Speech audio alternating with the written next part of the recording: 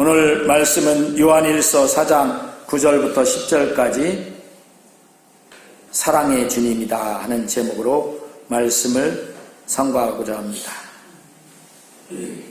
우리 하나님 전에 이렇게 예배로 나온 여러분들을 진심으로 환영합니다. 우리 옆에 있는 분들을 한번 환영해 보겠습니다. 잘 오셨습니다. 진심으로 환영합니다. 시작. 잘 오셨습니다. 진심으로 환영합니다. 아멘. 그리고 그리스도의 예수님의 사랑으로 여러분을 사랑합니다. 우리 한번 옆에 있는 분에게 예수님의 사랑으로 사랑합니다. 시작. 예수님의 사랑으로 사랑합니다. 아멘. 이렇게 우리 성광교회 성도님들이 우리 교회에 맡겨진 이 삼계리 7개 마을에 여러분들을 초청하기 위해서 이 예수님의 사랑으로 준비해야 합니다. 어떤 분은 잠을 자지 않고 성전에서 기도하면서 철야기도라고 하죠. 어떤 분은 금식을 하면서 우리 성광교회 우리 성도들에게 우리 교회에 맡겨진 이 영혼들을 위해서 이 영혼들이 예수님을 영접하고 구원받기를 위해서 간절히 기도해야 합니다. 왜 이래야 하는지 이해가 되시는지 모르지만 이해하실 줄 믿습니다. 이 일을 위하여 성광교회 성도님들은 많은 시간과 많은 물질과 공을 들여야 합니다. 나 혼자 신앙도 유지하기 어려운데 목사님은 뭔 말씀을 하시니까 모르겠다 이러지 말고 나 혼자의 신앙을 유지하려고 근근히 애쓰는 그런 가운데 고군분투하지 마시고 중보기도는 본인의 신앙도 높여주잖아요.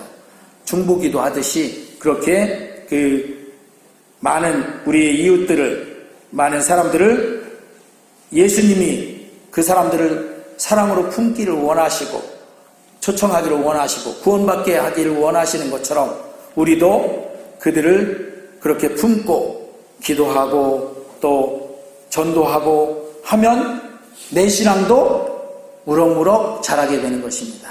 할렐루야. 이게 시너지 효과라는 거예요. 자꾸 어떤 사람들은 자꾸 내 안으로 나만 이렇게 하면 그게 발전이 될 수가 없어요. 어떻게 돼요? 자꾸 태불어요. 그런데 나만이 아니라 자꾸 이웃을, 자꾸 우리 가까이 있는 다른 사람들을 예수님 믿게 하고 자꾸 그들을 위해서 기도하고 그 영혼을 예수님이 사랑하는 것처럼 우리가 아까 인사하는 것처럼 예수님의 사랑으로 사랑합니다 하고 다가갈 때 우리에게서 사랑도 자라게 되고 우리의 신앙도 자라게 되는 거예요.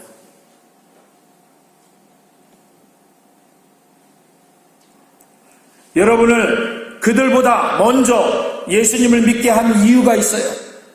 이 이유를 우리가 알면 우리는 그렇게 할 수밖에 없죠. 왜 먼저 나를 예수님 믿게 한 것이냐? 이 일을 하라고, 이 이웃들을 위해서 전도의 일을 하라고, 그들을 사랑하는 일을 우리가 예수님의 사랑으로 사랑하는 일을 하라고 먼저 우리를 불러주신 것입니다. 할렐루야. 아멘. 어디를 가거나 또는 전쟁에 나가는 그 군대도 선발대가 있어요. 선발대는 후발대보다 어려울까요? 쉬울까요? 더 어려워요. 더 위험에 많이 노출돼. 그렇지만 그 선발대가 나중에 승리를 하고 나면 그 공은 선발대에게 더 많이 가요. 그렇게 가게 돼 있어요. 예수님도 우리 여러분들을 선발대로 불러주신 거예요. 할렐루야. 우리 가정에 아직 안 믿는 사람들이 있다. 그러면 나를 먼저 선발대로 불러주신 거예요. 우리 마을에 안 믿는 사람 많잖아요. 그 사람들보다 나를 먼저 선발대로 불러주신 거예요. 예수님의 사랑 안에 먼저 불러주시고, 그리고 그 사랑으로 우리가 구원받아 보니까 내가 지옥 가지 않고 천국 가는 것이 이렇게 좋구나. 그러니 우리 가족들, 우리 이웃들, 그들에게 복음을 전하고 그들도 이 예수님 믿는, 구원받는 이 일에 동참하게 해야 되겠구나. 이렇게 하라고 선발대로 불러주신 거다 하는 것입니다. 할렐루야. 우리 옆에 있는 분에게 선발대입니다. 우리는 선발대입니다. 시작. 우리는 선발대입니다. 아멘. 어떻게 결연한 자세가 되어 있는 것 같은가요? 선발대로 어떻게 잘 하실 것 같은가요? 선발대로 불러줬다니까 부담감이 갑자기 막 어깨가 무거워지면서 부담감이 심하게 다가오시나요? 그런데 걱정하지 마십시오. 하나님은 선발대로 부르신 당신을 그 누구보다도 더 사랑하십니다. 아멘. 노벨 평화상을 받은 어떤 분이 자전적인 글을 썼다고 해요. 어떤 이야기를 썼냐면 어떤 아이가 뛰어놀다가 넘어져서 다쳤습니다. 이것을 본 아버지가 막 달려와서 아이를 일으켜서 다친 곳을 호호 불어주고, 그리고 우리식으로 하면 빨간 약을 발라주고, 그리고 그 붕대도 감아주고 이렇게 했어요. 아이는 아픈 중에도 아버지가 너무 고마웠어요. 그런데 아이는 모르는 그런 일을 아버지가 하고 있었던 것을 아이는 모르고 있었어요. 그게 뭐냐면 아이가 보지 않을 때에도 마당에서 유리조각이나 뾰족한 돌멩이나 이런 것들은 아버지가 늘 다니면서 늘 갖다 주워 내버려요. 버려도 또 있고 그래. 돌멩이는 꼭 계속 있더라고요. 그렇게 왜 그렇게 하냐면 아이가 놀다가 다치지 않게 하려고 하는 아버지의 사랑이에요. 아이는 이런 아버지의 사랑은 깨닫지 못했어요. 내가 넘어졌을 때 달려와서 아픈 곳 호흡 불어주고, 그리고 약 발라주고, 붕대도 감아주고, 아버지가 참 안타까워하면서 아파하면서 이렇게 했던 그 사랑은 알았는데, 아버지가 자기 눈에 보이지 않게 늘 이렇게 보살피고 사랑하고 있다는 것은 깨닫지 못했어요. 왜? 안 보이니까. 느껴지지 않았다, 이런 얘기죠. 그런데 아이가 이렇게 아버지 그런 사랑은 숨겨져 있는 것 같은 사랑을 깨닫지 못한 것처럼 우리 사람들도 하나님 아버지에 대하여 같은 태도를 보이고 있다는 것입니다. 우리 하나님도 우리가 알거나 모르거나 가리지 않고 우리를 사랑하고 계시는 것을 모른다, 이런 얘기죠. 사람들은 자신이 인식하는 부분에서만 하나님의 사랑이 나를 사랑하시는구나 하고 인정하려고 한다 하는 것이죠. 그런데 하나님의 사랑은 훨씬 더 크신 거예요. 보이지 않는. 왜? 빙산이라고 알죠? 빙산은 어떻게? 보여지는 부분보다 보이지 않는 부분이 더 커요. 그러니까 물속에 가라앉은 부분이 훨씬 더 크다 하는 거죠. 하나님의 사랑도 그거예요. 우리가 이렇게 보고 하나님이 나를 이렇게 사랑하시구나 하고 느끼는 건 빙산의 일각밖에 안 돼. 진짜는 더 크신 사랑이 보이지 않게 얼마나 많이 뒤에서 지금 하나님께서 우리를 사랑하고 있는지 우리가 그걸 살펴볼 필요가 있다 하는 것이죠. 왜? 그러면 하나님의 크신 사랑이 더 크게 나에게 다가올 수 있으니까요. 하나님께 그렇게 사랑받는 사람은 악한 곳에 가지 않으려고 하고 사단 마귀를 따라가지 않습니다. 죄악에 빠지지 않아요. 왜? 하나님 아버지께서 그렇게 나를 사랑하고 있는 것을 절절히 깨달으니까 그 사랑 때문에 나는 그렇게 하지 않는다 하는 것이죠. 그래서 그 보이지 않는 하나님의 사랑까지도 여러분들이 깨닫는 귀한 은혜가 있으시길 주의 이름으로 축원합니다. 아멘. 하나님께서는 이렇게 저와 여러분을 길이 사랑하고 계십니다. 그런데 우리 사람들은 범죄하였습니다. 그래서 죄값으로 영원히 죽어야 합니다.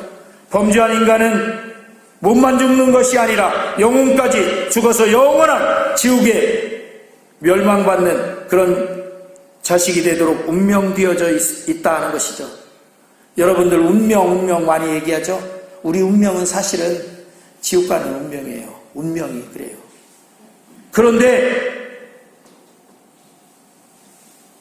그런 우리를 향해서 그 사랑 많으신 하나님께서는 우리를 그대로 버려두지 않으시고 우리 인간을 구원하시기 위해서 해결 방안을 마련해 주셨는데, 그게 뭐냐면 그 외아들인 예수 그리스도를 세상에 보내주셔서 십자가에서 대속의 제물로 죽어 우리 죄값을 대신 지불하게 하신 것입니다. 그거는 우리가 하나님의 사랑을 보려고 하면 볼 수 있는 그런 사랑이에요. 그런데 사람들은 그 사랑은 나한테는 그게 해당되지 않는다는 듯이 외면하는 경우들이 많습니다.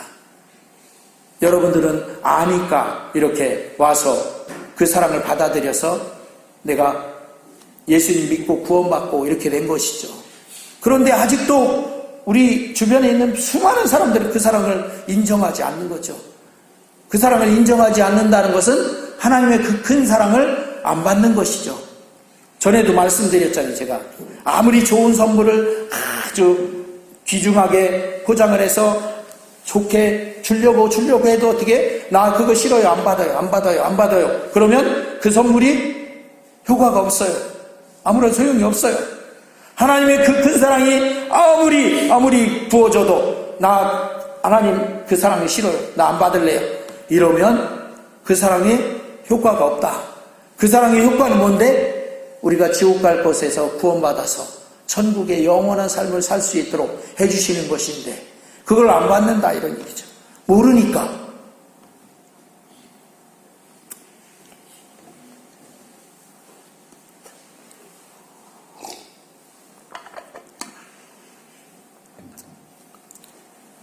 누구든지 이 예수님을 자신의 구주로 믿는 사람들은 영원한 죽음에서 구원받아서 영원한 생명에 들어가 천국에 들어가게 되는 것, 이것인데 이 하나님의 크신 사랑을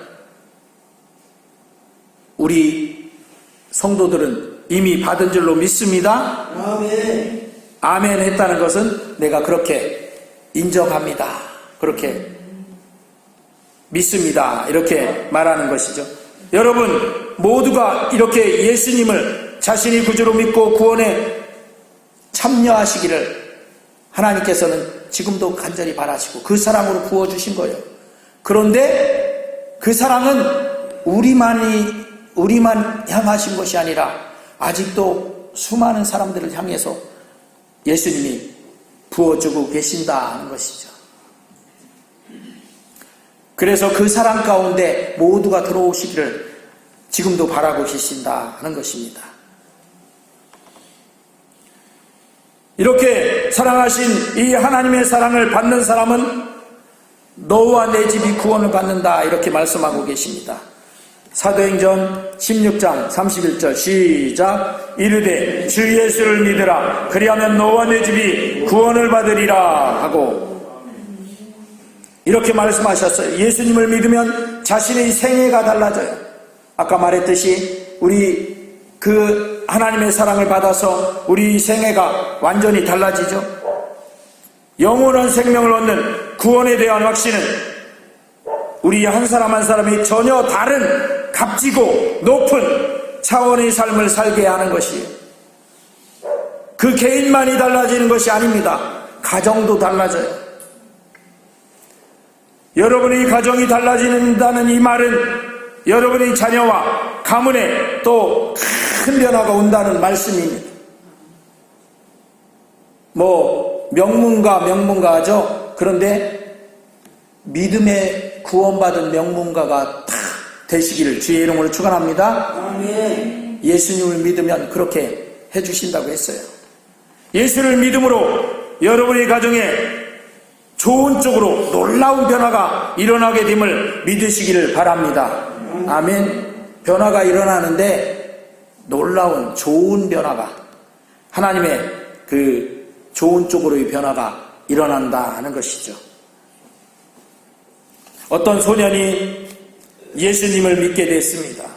믿지 않는 부모님들이 심하게 반대를 했습니다. 그러나 그는 예수님을 믿는 일만은 포기할 수 없었어요. 다른 건 다 아버지 엄마가 반대해도 그런 거에 대해서 다 저기 하는데 예수 믿는 것 반대하는 것만은 받아들이지 않았어요. 그래서 부모의 반대와 집안의 박해를 무릅쓰고 교회에 다녔고, 그는 고등학교를 졸업하고 신학교를 다녀서 신학교를 나와서 목사가 되었습니다. 시골에 있는 조그만 교회에서 목회를 하게 되었습니다. 그는 자신이 목사가 된 것이 너무 감사해서 아주 열심히 헌신적으로 교회를 섬겼습니다. 그러던 어느 날 밤이었습니다. 심한 기침이 찾아왔고, 기침을 막 하다 보니까 목이 굉장히 아팠는데 그 가래가 나오는 것처럼, 그래서 가래를 딱 뱉었더니 각혈을 했어요. 피가 막 넘어왔어요. 그래서 그 이튿날 병원에 찾아갔습니다. 병원에서는 큰 병원에 가보라고 해요. 이 큰 병원에 가보라고 하는 건 좀 이상하잖아요. 그래서 그는 그 큰 병원을 찾아가서 진단해 봤어요. 그랬더니 결핵 3기라고 해요. 3기. 결핵. 옛날에 결핵 많았잖아요. 지금도 아직도 있어요. 우리나라에 결핵이. 그는 목회를 더 이상 할 수가 없었습니다. 사랑하는 아내와 두 아들과 함께 살 수도 없었어요. 왜? 결핵은 이제 옮겨지니까, 전염병이니까.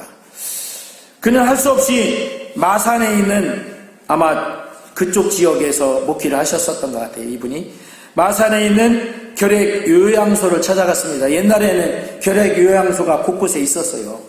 제가 어렸을 때 보면 공주에도, 제가 이제 공주 출신이니까 공주에도 결핵 요양소가 있었어요.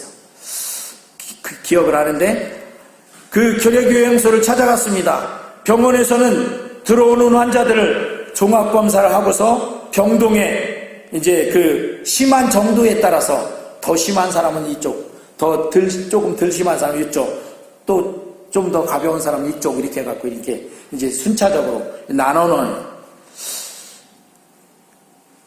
그래서 그 진단 결과에 따라서 아주 가장 심한 사람들이 들어가는 일명 무덤 앞 병동이라고 하는 그런 병동에 배치가 되었어요. 그 병동에 들어간 사람들 중에는 살아서 태어나는 사람이 거의 없었다고 해요. 그리고 대부분 죽어서 무덤으로 가기 때문에 그 병동 이름을 무덤 앞 병동, 바로 이제 무덤으로 가는 그런 곳이다, 이렇게 붙여졌다고 해요. 그래서 그 목사님은 그곳에 배치가 되면서 3개월 정도 더 살 것이라는 그런 사형 선고도 받았어요. 그래서 그 병동에 들어갔는데, 병동이 들어가면 이제 침침해요. 침침한 병동에 들어가서는 목사님이 가만히 생각하니까 너무너무 억울해. 그리고 하나님이 원망스러웠어요. 목사님이라도 원망하는 거죠. 원망스러웠어요. 그래서 지난 시간이 주마등처럼 지나가는 거예요. 그렇게 심한 박해를 받으면서도 예수님 믿는 일만은 포기하지 않았고, 그리고 정말 하나님의 일을 열심히 하기 위해서 신학교도 가서 목사도 되고 이렇게 했는데, 이렇게 또 하나님의 일을 열심히 했는데 중병으로 사랑하는 아내와 아이를 떠나서 젊은 나이에 죽음을 당해야 한다고 생각하니까 견딜 수가 없었어요. 그는 가지고 다니던 성경을 더 이상 읽지 않기로 이렇게 한 곳에 그냥 처박아 뒀어요. 그리고 찬송도 이제 안 부른다 하고 딱 단절을 했어요. 그리고 하나님을 믿는 신앙을 포기하려고 생각했어요. 그 후덥지근한 한 여름날이었어요. 너무 후덥지근하고 병실 안 공기가 탁해서 신선한 공기를 마시겠다고 이제 창문을 열어놨어요.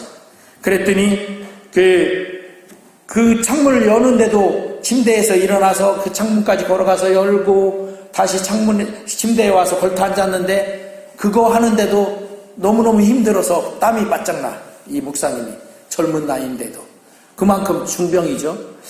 그런데 문을 열고서 이렇게 앉아서 이제 헐떡거리면서 좀 쉬고 있는데 갑자기 그 열려진 문으로 나비 한 마리가 막 날라 들어왔어요. 나비가 날라 들어오더니 그 나비가 날라 들어와서 한 바퀴 휙 돌더니 아, 내가 잘못 들어왔다 생각하고서 이제 나비가 날아서 나가려고 창문으로 하는데 들어올 때는 열려졌으니까 들어왔는데 유리잖아요. 유리니까 유리에 가서 막 부딪히는 거예요. 나가려고. 근데 유리에 부딪혀도 막 파닥파닥 하면서 하니까 어떻게 나비가 유리에 부딪히면서 막 나가려고 하니까 날개가 막 찢어지는 거예요. 나비를 보고 있던 목사님이 생각하는 게, 아, 저 나비랑 나랑 비슷하다. 이런 생각을 했어요. 그래서 저 찢어져 가는 날개가 내가 죽어가는 것과 흡사하구나. 그런데 갑자기 좀 불쌍해요. 나도 불쌍한데 나비도 불쌍해. 그래갖고 목사님이 그 힘든 그런 과정 속에도 일어나서 나비를 살려주기로 이제 가서 내가 잡아서 저쪽 열려진 쪽으로 이렇게 내보내면 살잖아요. 그렇게 하려고 그 어렵게 이제 힘들게 갔는데 나비는 어떻게 그 목사님이 다가오니까 이거 나를 잡아서 죽이려고 하는지 알고 막 이리저리 도망다니는 거예요. 도망다니면서 어쨌든 막 나가려고 막 그 창문에 부딪히니까 더 날개가 상해. 목사님이 그래서 나비한테 한참 얘기를 했어요. 야, 내가 너 잡아 죽이려고 하는 게 아니라 살려주려고 하는 거야. 나비가 알아들어요? 못 알아들어요? 못 알아들어, 나비가. 그러니까 더 막 이제 나비는 도망치려고 하고. 그러다가 나비가 너무너무 이제 지쳤죠. 나비도 이제 막 부딪히고 하다가 이제 더 이상 어떻게 힘이 지치니까 나비도 기진맥진해서 그냥 쓰러지듯이 앉아있어요. 그때서야 이제 이 목사님이 잡았어요. 잡아서 그 나비를 열려져 있는 창문으로 이렇게 했어요. 갖다 놨더니 나비가 이제 지쳤으니까 좀 쉬더니 날개를 막 하면서 헐헐 날아서 날아가 버렸어요. 어디로 갔는지. 그래서 목사님이 이 미련한 놈아, 내가 너를 이렇게 살려주려고 이렇게 했는데 그렇게 도망다니라고 힘드냐? 그리고서 이제 나비가 참 부러웠어요. 그래도 살았잖아요. 나비는 자기는 지금 죽어가고 있는데. 그리고서 침대에 딱 앉아서 이런 생각을 하다가 보니까 하나님께 대한 원망이 더 생겨요. 사랑하는 아내와 어린 아들이 생각나면서 더욱 하나님 앞에 섭섭했어요. 그리고 화가 더 났어요. 근데 그렇게 생각하고 있는데 갑자기 나비가 또 모습이 떠올라요. 막 이렇게 살려고 발버둥 치던 모습. 그리고 자기가 도와주려고 하는데 깨닫지 못하고 막 서서히 진이 빠져서 도망가던 그런 모습. 그러면서 이 목사님은 자신도 지금 그 어리석은 나비처럼 하나님이 나를 도와주려고 하는데 그걸 모르고 원망하고 있다는 그런 깨달음이 왔어요. 날개짓을 하면서 발버둥을 치듯 자신도 지금 자신이 무엇을 할 수 있는 것처럼 헛짓을 하고 있다는 깨달음이 왔어요. 목사님은 구석에 던져뒀던 성경을 다시 집어들고 하나님 앞에 회개했어요. 그리고 이제 얼마 남지 않았지만 이 삶을 하나님 앞에 맡기기로 이렇게 결심했어요. 그렇게 했더니 마음이 평안히 찾아왔어요. 그렇게 원망하고 그렇게 섭섭하고 어찌 할 줄 모르던 그 마음이 평안해지기 시작했어요.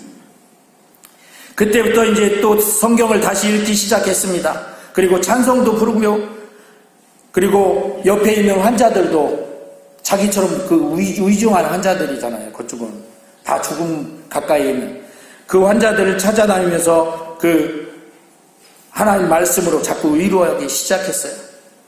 그랬더니 그 사람들도 그런 위로가 필요했던 거예요.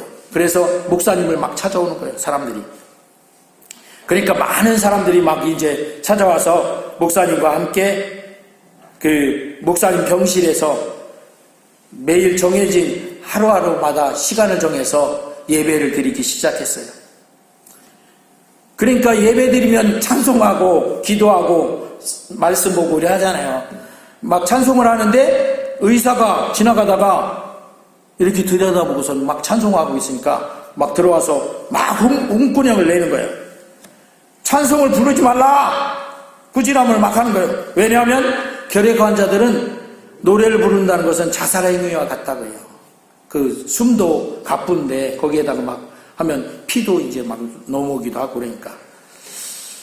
목사님은 그런 의사에게 그렇게 말했어요. 찬송을 부르지 않으면 우리를 찬송 안 부르면 의사인 당신이 살려줄 수 있냐. 우리는 기왕에 이렇게 돼서 이제 마지막으로 하나님 앞에 찬송 부르고 기쁘게 예배하고 하다가 그렇게 죽으려고 하는데 왜 막느냐. 살려줄 수도 없으면서. 그렇게 하니까 의사가 생각해보니까 그렇거든요. 뭐 그렇다고 해서 뾰족하게 찬송 안 부르면 뭐 그것 때문에 잘 좋아진다는 것도 아니고 그러니까 그냥 대답도 못하고 돌아갔어요.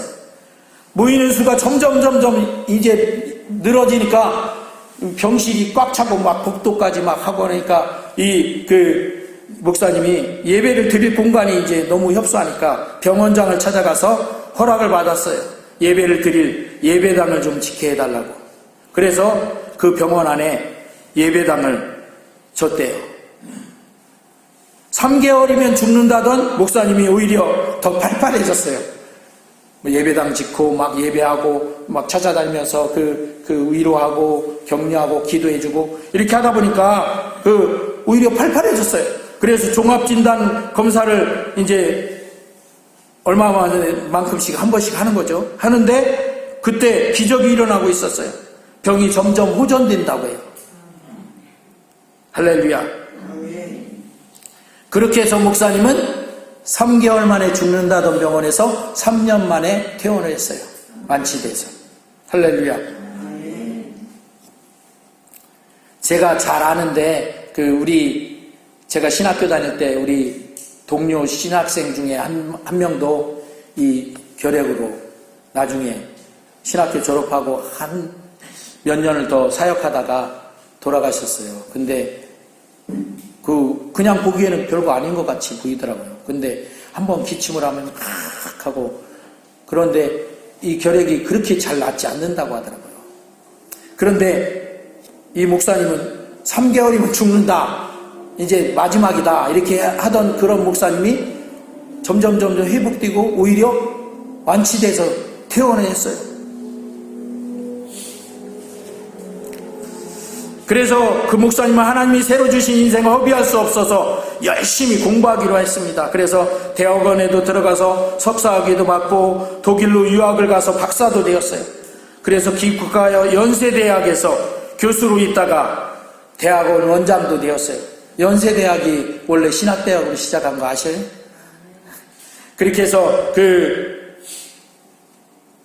한국신학대학 학장이 되었는데 분이 이름이 김정준 박사라고 해요. 김정준 목사, 박사. 이건 실화예요. 그런데 분명 하나님은 이렇게 그를 믿는 그리고 의지하는 사람들을 부끄럽게 하지 않습니다. 여러분은 그 하나님의 그런 사랑을 믿으시기를 주의 이름으로 축원합니다. 예수 믿고 구원받으면 이렇게 돼요. 이 목사님처럼 또는 성경에 보면 하나님이 제시한 구원의 길인 예수를 믿는 사람들에게 놀라운 일들이 일어났잖아요. 남편이 5이나 있던 수가성 우물가의 그 여인, 예수님을 믿으면서 동네 사람들 다 전도해서 와봐라 해갖고 전도인이 되었고, 7 귀신이 들렸던 막달라 마리아, 그도 예수님을 믿음으로 값있고 위대한 삶을 살게 되었고요. 38년 동안이나 중풍을 앓고 고생하던 사람도, 그리고 12년 동안 혈루병으로 피를 쏟으며 고생하던 여인도 가진 재산을 다 허비하면서 더 이상 살 여망이 없을 때 예수님을 만나서 예수님 옷가에 손을 댔더니 그 문제가 해결되고 새로운 삶을 살게 되었어요. 심지어 인생을 못되게 살다가 강도죄로 십자가에서, 예수님 십자가 바로 옆에서 우편에서 십자가에 달려서 처형당하던 강도도 예수님을 마지막에 만나서 어떻게 했어요? 영원한 생명 천국에 가게 되었어요. 이렇게 누구든지 예수를 믿기만 하면 놀라운 구원의 은혜를 잊게 되는 거예요. 받게 되는 거예요. 이 하나님의 사랑을 깨달아 알게 되면 그 어떤 이 세상의 삶을 살던 사람도 놀라운 사람으로, 놀라운 삶으로 변화가 돼요. 그리고 이 세상 삶을 마치고 나면 어떻게 영원한 천국 삶이 그에게 펼쳐지는 거예요. 할렐루야. 우리는 그래서 이 주님의 사랑을 받아들여야 되는 거예요. 할렐루야. 아멘. 그 주님의 사랑은 여러분 한 사람 한 사람에게 최고로 하나님이 부어주시고 계신다 하는 것을 믿으시기를 주의 이름으로 축원합니다. 기도합니다.